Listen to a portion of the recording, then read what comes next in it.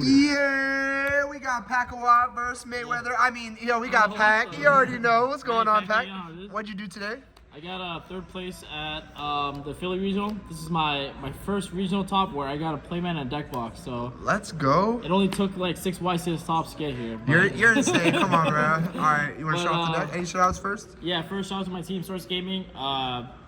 Like Source is just insane. We flew out like everybody on the team. Except come on Ruben because they have to do other things, but like everybody here, we got Gabe, got Hani, we got Tito, Tito, we got Sniper, the goat, and then also shout out to Hanse, Aguero, 2-time Nash champ, you know how he gets.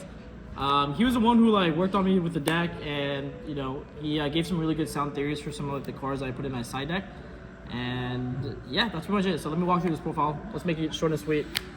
2 Reinhardt, 3 Sharon, 3 Hoffness, 3 Merle. It's just pretty standard. I don't really have to explain it. 1 Agido. I still play Agido. I don't play Orange Light, but I do play the 1 Agido. I think that I played enough Sprite and Flu this event where I actually like Agido a lot because the potential to mill 10 is nuts. Because once you mill 10, you see so many cards in the graveyard that you can actually read what their hand is. Because I'm like, yo, you have 2 Dracula's in the grave, the odds of you having a third one in your hands like slim, you know what I'm saying? Like you can like do some like quick probability on like the odds of like what they can have. And so that's why like milling 10 is like absurd. So I think you just have to play Guido even without it, and giving you the extra level bodies is just crazy too. 3 Kelbeck, 3 Caldo, 3 Medora. These cards are insane. I actually played against, obviously they're insane, we know that, but I played against Sprite where I opened up like Caldo, Kelbeck, Agido, and Medora. And then I just like cracked this board with just like fairy cards, because like the fairy cards are just crazy. Like they can't stop all the mill 5 effects, and then like once the shuffler hits the board, like they just like the toad end board just like crumbles really easily. So like I beat like triple toad with just like fairies and just like killed them. So yeah, fairy cards are broken. 3 Magnamute, 3 Druids, 1 Serenir. I don't want to break on these. I'm playing 40 cards. So I'm playing exactly, I just like want to play like the amount where I don't break on them, and this number felt good. The last 3 hand traps were impermanents, but we'll get to that at the end. But yeah, these were good for me, no complaints. So I have 4 Pellorinos, instant.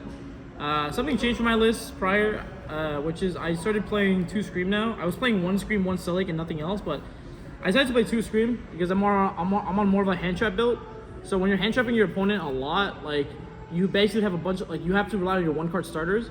But Scream is a card that's like not like it makes your 2-card combo with like any normal summon and Scream like crazy. But then the fact that like the turn 4, the turn 5, it can mill 3 more cards is like absurd. Especially if like you stop your opponent. So yeah, Scream's really good. I wanted to play 3 and play 41, but Hansley said 40 is the way, so I played 40. 1 Celic, 1 Crime.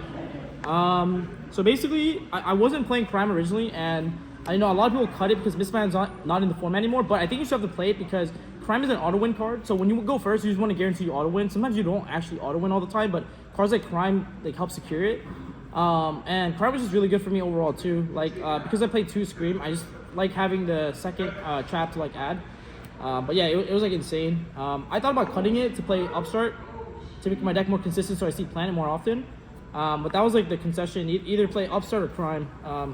And I think I wasn't too mad about Crime. And then 3 Infinite Impermanence, yeah, cards the nuts.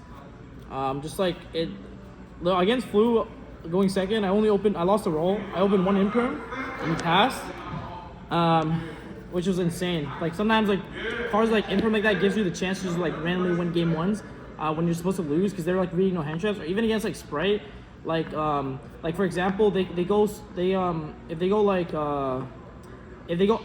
call it, the link 2 that sends Angler, you can like on resolution call back their sprint, and oh no you go like Imperm. Wait, hold on, I forgot how I did it. Never mind. This is ignore me. I'm being an idiot. It's been a long day. But I think there was like a scenario where like I Imperm callback someone, and oh yeah, it was against the mirror match where like the guy went like effect to Sharon and Reinhardt in the graveyard, so he made Kit Colors. And then on resolution, he went Chainlink 1 Kit. I went Chainlink 2 Kelbeck on Kit, Chainlink 3 Impermanence, and negate the Kit. And like Impermanence is like the nuts when like you can do stuff like that. It just basically like nullifies one of their fusions. For the fusions, extra deck, you play 1 Kit, 1 Rukalos, Collider Heart, Sapelli, Garua, Muddragon, Dweller, Time Thief, Baguska, Beatrice, Wallow, Zeus. Elf could literally be cut. I never make this card. Yeah, me too. Dark and Sprint. I don't know what the 15th could be, to be honest with you. I need to figure it out. Maybe there's something crazy. Maybe the second kid, actually. Dugars. Yeah, actually Dugars comes up too with Akita. Dugars comes up a lot. Yeah, actually I might cut this out for Dugars, so be on lookout for that. Dugars is actually the nuts. Yeah. You ever Dugars double Yeah, I tag regret a Wallow? not playing Dugars. Yeah, Dugars double a Wallow is like nuts. That like sounds ridiculous. 10k or something. For the side deck, so let me explain you the theory. They give So me for the mirror puppet. match, I have 3 Bell and then 3 Nibiru. This card is literally the guru. Like, this card The won guru. me my Sprite matchup, the mirror match. It won me against like rogue decks. Like I play against Source Soul.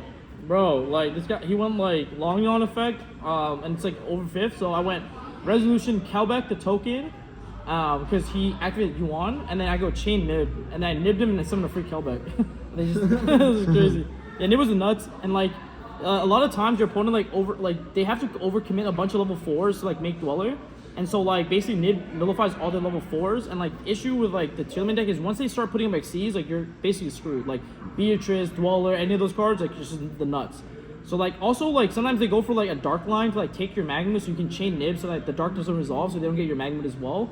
Like the card is just actually like really crazy. And also like more often than not, even if they have like most of the time they're gonna have a Sharon on the board, or they'll have like they'll have a Sharon on the board or a Reinhardt on the board.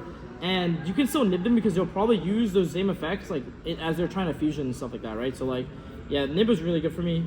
Against Sprite, it was really good because most of the time they go like, let's say starter, they go like starter, blue, jet, make sprint, and angler, summon 2 beavers, make gigantic effect. You just chain nib, game's over. And like it's like really hard for them to make sense from there. So nib was really good for me. I'm really happy I had it. And like I said, it didn't going first too into the Sprite, so like. Even if they like dark rule me or like hand trip me a bunch, I can like nib their board and like trigger my tears. Like it's just like insane. 3 talents for going first, nothing's changed. And then basically, I have these cards for Flu, 3 Zombie Road, 1 Banshee, and then 2 Dark Hole. So Dark Hole, it was either Dark Hole or like Dark Hole Little More, and I think Dark Hole was just better because Dark Hole Little More isn't really that good into like Exorcister, while like Dark Hole is. Also, like the thing about Dark Hole that's really good is that like on your opponent's turn, if you Hofness on your opponent's turn, then you would have a Hofness on the board from turn 0, which is or your turn 1 from your opponent, and then your turn 2 if you have Dark Hole, you can Dark Hole the Thunder board, and then like trigger your Hofness, and it also plays on Bestial because the board gets cleared and like your Hofness triggers, so like it's actually like insane.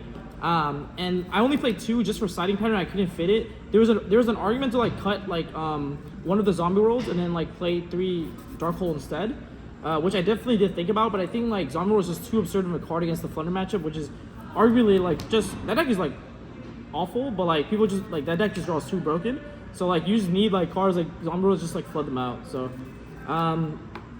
yeah, so that's pretty much it. Yeah, but for side patterns, we'll probably cover that in another video. But also guys, lastly, don't forget to join the Patreon if you haven't already for Source Gaming. We'll start putting out a lot more content on there, especially behind the scenes stuff. But right now it's only $1, so you can like give it a try, see how it goes, and then as we put more content, it'll be insane. But yeah, that's pretty much it, and I'll show you guys like side pattern tips and like all that stuff in like another video.